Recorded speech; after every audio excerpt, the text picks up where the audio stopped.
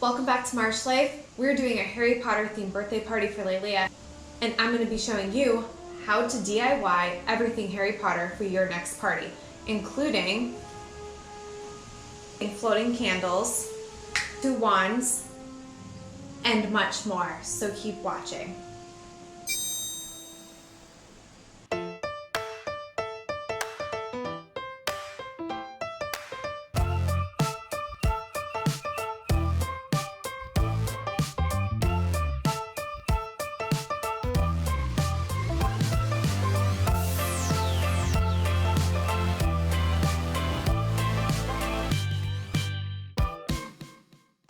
So we're going to be doing 4 main DIY projects today.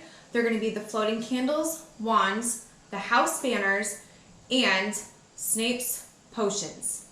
First up, we're going to be doing floating candles, and this is the list of supplies that you're going to need. We're going to be using this size poster once you've cut it all down to make your floating candle. So it's going to be about that size, which you've already seen.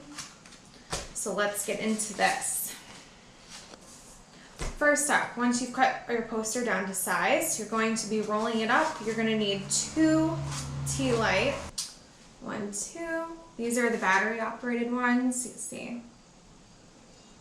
Okay. And we're going to do like so. Kind of bend it, make it a little more pliable. And you're going to put 1 tea light in the top and 1 in the bottom like so, and twist the poster around the 2 tea lights, making it as tight as you can. It's a little tricky, it takes some practice, but then once you get it, it'll go quick. Okay, and you're gonna have a flap here. Next thing we're gonna be using is a glue stick. Mind you, all of these things I got at the dollar store. So once you get your glue stick, keeping it together as best as possible, lay it down, and you're gonna just glue down this flap so that it seals it seamlessly. I have to say, pop this out first and then I'll tell you. This glue stick that I got from the dollar store, it's colored, it dries clear. You're gonna pop each of those out and you can flatten it all the way out. And it works surprisingly extremely well, and I kind of love it, especially for $1. Okay, so once you have that finished like so, you can barely see it,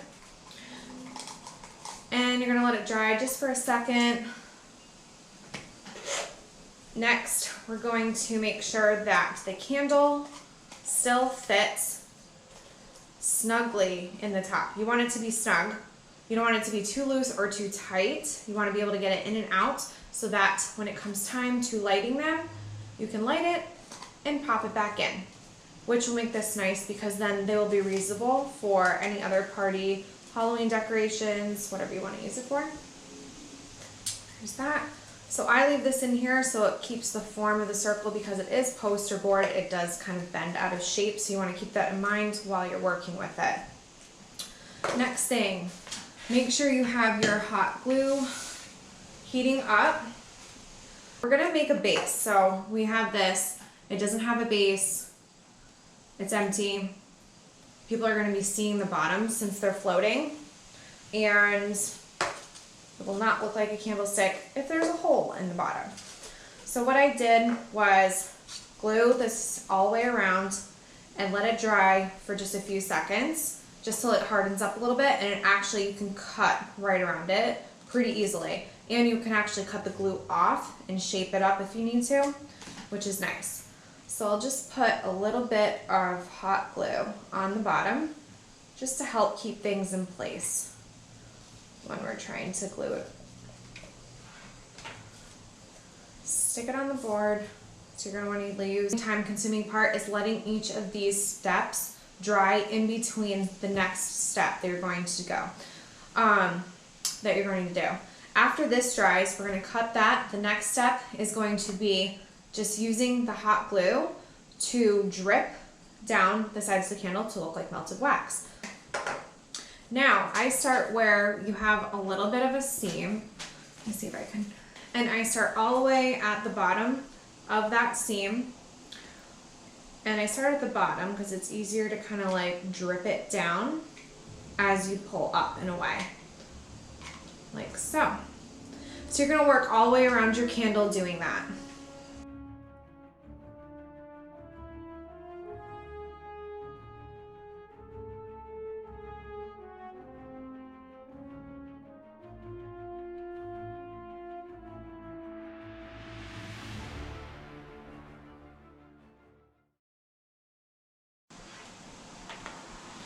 Okay, so that's kind of what that looks like after you've done that. Now you're going to want to let this dry. If you tilt it side to side, it's going to start to run in different directions.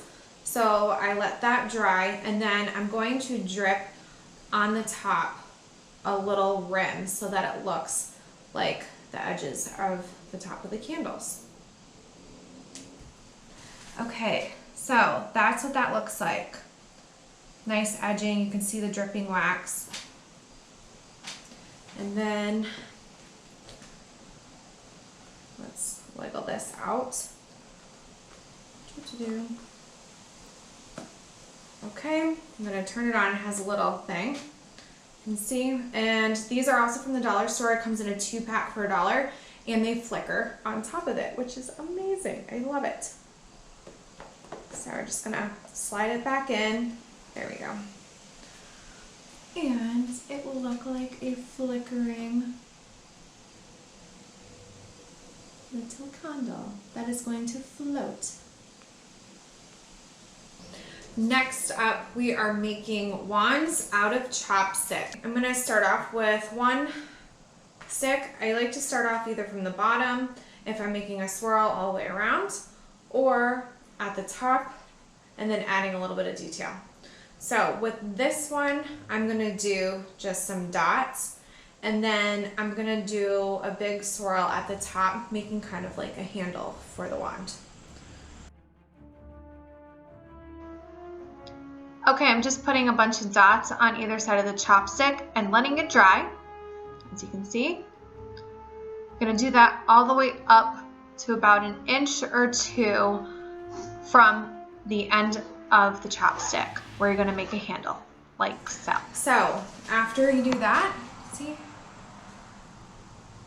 that's what that looks like. And then we're going to let it dry and paint it.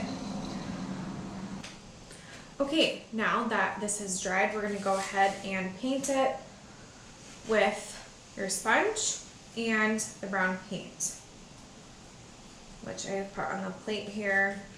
I use a pretty good amount and layer it on as much as possible. You're gonna have to do a couple of coats, especially on the parts where the hot glue is, because it doesn't stick extremely well. I did not try this with spray paint. I'm thinking that if you want to do that way, to spray paint it, that it might stick a little bit better and go a little bit quicker. But again, I was using what I had, and I had acrylic paints, so I decided to paint it. Okay, so you're gonna keep going like so, do the first coat, and then we're going to add another coat after. But that should do it. Your finished products will look like this.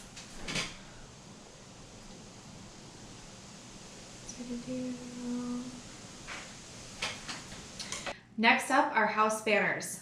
The list of supplies you're going to need are, so starting with our tablecloth, I have a blue one. We're going to be doing the Ravenclaw banner. This is a blue tablecloth that I got from the dollar store, just a plastic tablecloth. And what we're going to be doing is laying it out flat. I doubled it up, so I kept it folded in half because they were a little translucent, so I wanted it to look darker and not as see-through. And then we're going to be taking our template. And if you're wondering how I achieved this, this is literally just a cardboard box that is about 3 feet long. And I just cut out the shape of a banner. I used a ruler to get nice clean edges and the scissors cut right through it. So I'm going to be using this on the tablecloth with a Sharpie, if I can find it. Sharpie.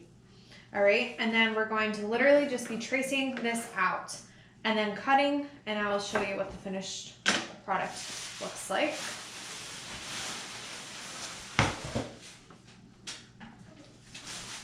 So once you are done cutting it out, it should look like this. All right, simple, easy, took me 2 seconds. All right, next up, this I just got offline. It was just a picture of the crest, and we printed it and cut it out, and now we are going to be gluing.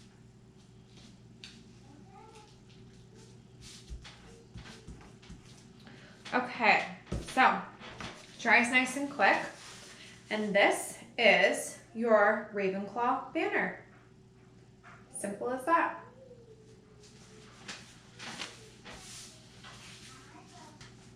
And lastly, we'll be doing Snape's potions. The list of supplies that you'll need are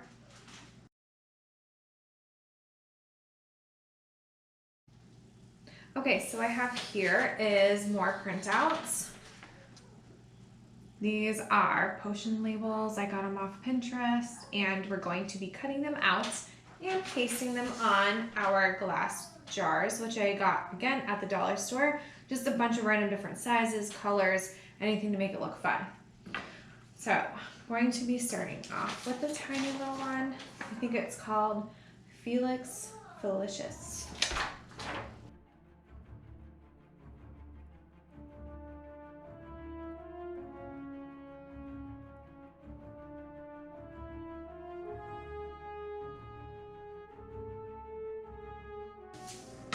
Okay, there's that one.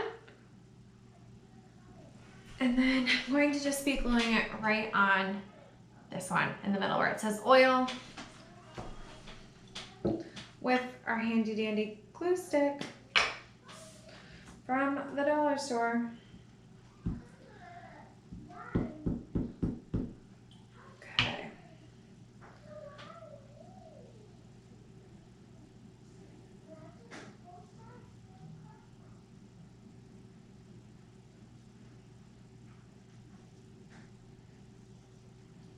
All right. So that is what it looks like after.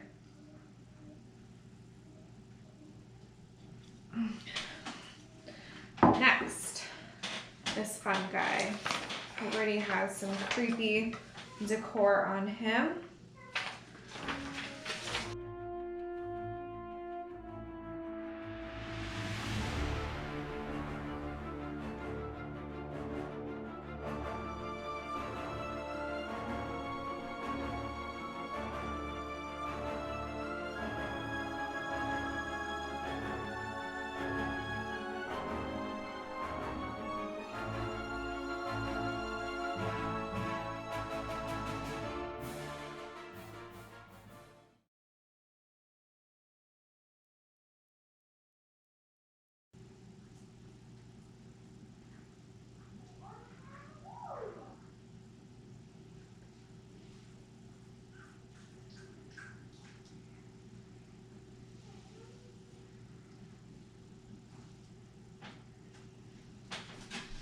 Okay, that's what that looks like.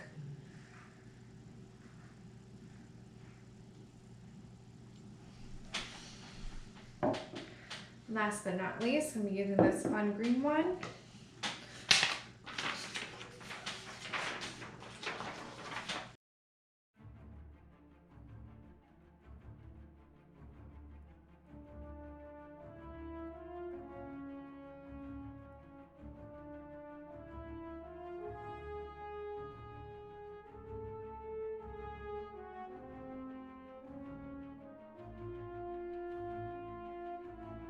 This is what that looks like.